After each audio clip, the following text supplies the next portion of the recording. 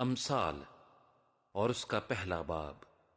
جو 33 آیات پر مشتمل ہے۔ اسرائیل کے بادشاہ سلیمان بن داؤد کی امثال، حکمت اور تربیت حاصل کرنے اور فہم کی باتوں کا امتیاز کرنے کے لیے، عقل مندی اور صداقت اور عدل اور راستی میں تربیت حاصل کرنے کے لیے، سادہ دلوں کو ہوشیاری، جوان کو علم اور تمیز بخشنے کے لیے، تاکہ دانا آدمی سن کر علم میں ترقی کرے اور فہیم آدمی درست مشورت تک پہنچے، جس سے مثل اور تمثیل کو، داناؤں کی باتوں اور ان کے مہموں کو سمجھ سکے۔ خداوند کا خوف علم کا شروع ہے، لیکن احمق حکمت اور تربیت کی حقارت کرتے ہیں۔ اے میرے بیٹے، اپنے باپ کی تربیت پر کان لگا اور اپنی ماں کی تعلیم کو ترک نہ کر، کیونکہ وہ تیرے سر کے لیے زینت کا سہرا اور تیرے گلے کے لیے توق ہوں گی۔ اے میرے بیٹے، اگر گنہگار تجھے پھسلائیں تو رضامند نہ ہونا۔ اگر وہ کہیں ہمارے ساتھ چل، ہم خون کرنے کے لیے طاق میں بیٹھیں اور چھپ کر بے گناہ کے لیے ناحق گھات لگائیں، ہم ان کو اس طرح جیتا اور سموچا نگل جائیں جس طرح پاتال مردوں کو نگل جاتا ہے۔ ہم کو ہر قسم کا نفیس مال ملے گا، ہم اپنے گھروں کو لوٹ سے بھر لیں گے۔ تو ہمارے ساتھ مل جا، ہم سب کی ایک ہی تھیلی ہوگی۔ تو اے میرے بیٹے، تو ان کے ہمراہ نہ جانا، ان کی راہ سے اپنا پاؤں روکنا، کیونکہ ان کے پاؤں بدی کی طرف دوڑتے ہیں اور خون بہانے کے لیے جلدی کرتے ہیں، کیونکہ پرندے کی آنکھوں کے سامنے جال بچھانا عبث ہے، اور یہ لوگ تو اپنا ہی خون کرنے کے لیے طاق میں بیٹھتے ہیں اور چھپ کر اپنی ہی جان کی گھات لگاتے ہیں۔ نفع کے لالچی کی راہیں ایسی ہی ہیں، ایسا نفع اس کی جان لے کر ہی چھوڑتا ہے۔ حکمت کوچے میں زور سے پکارتی ہے، وہ راستوں میں اپنی آواز بلند کرتی ہے، وہ پرہجوم بازار میں چلاتی ہے، وہ پھاٹکوں کے مدخل پر اور شہر میں یہ کہتی ہے، اے نادانو، تم کب تک نادانی کو دوست رکھو گے، اور ٹھٹھا باز کب تک ٹھٹھا بازی سے خوش رہیں گے، اور احمق کب تک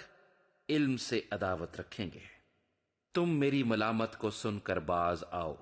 دیکھو میں اپنی روح تم پر انڈیلوں گی، میں تم کو اپنی باتیں بتاؤں گی، چونکہ میں نے بلایا اور تم نے انکار کیا، میں نے ہاتھ پھیلایا اور کسی نے خیال نہ کیا، بلکہ تم نے میری تمام مشورت کو ناچیز جانا اور میری ملامت کی بے قدری کی۔ اس لیے میں بھی تمہاری مصیبت کے دن ہنسوں گی، اور جب تم پر دہشت چھا جائے گی تو ٹھٹھا ماروں گی، یعنی جب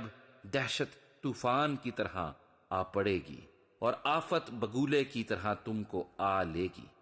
جب مصیبت اور جان کنی تم پر ٹوٹ پڑے گی، تب وہ مجھے پکاریں گے لیکن میں جواب نہ دوں گی،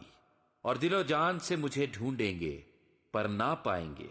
اس لیے کہ انہوں نے علم سے عداوت رکھی اور خداوند کے خوف کو اختیار نہ کیا۔ انہوں نے میری تمام مشورت کی بے قدری کی اور میری ملامت کو حقیر جانا، پس وہ اپنی ہی روش کا پھل کھائیں گے اور اپنے ہی منصوبوں سے پیٹ بھریں گے، کیونکہ نادانوں کی برگشتگی ان کو قتل کرے گی اور احمقوں کی فارغ البالی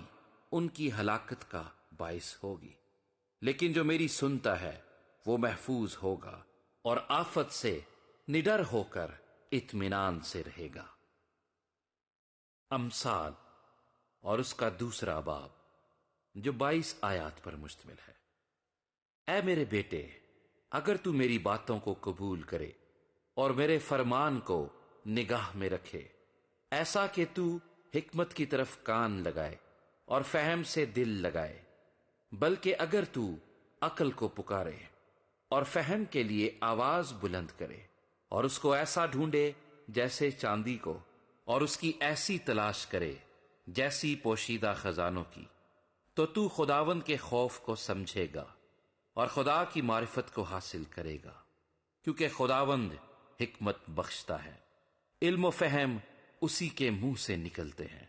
وہ راست بازوں کے لیے مدد تیار رکھتا ہے اور راست رو کے لیے سپر ہے،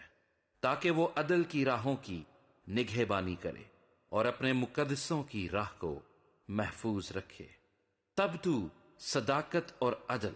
اور راستی کو، بلکہ ہر ایک اچھی راہ کو سمجھے گا، کیونکہ حکمت تیرے دل میں داخل ہوگی اور علم تیری جان کو مرغوب ہوگا، تمیز تیری نگہبان ہوگی، فہم تیری حفاظت کرے گا،